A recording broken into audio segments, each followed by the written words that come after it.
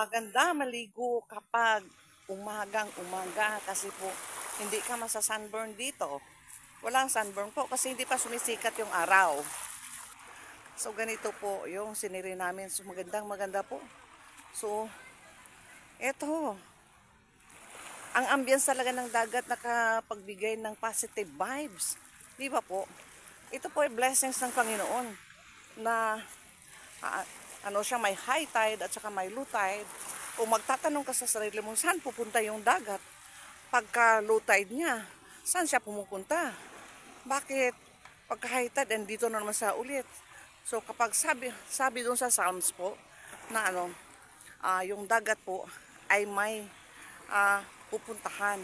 Mayroon silang imbakan.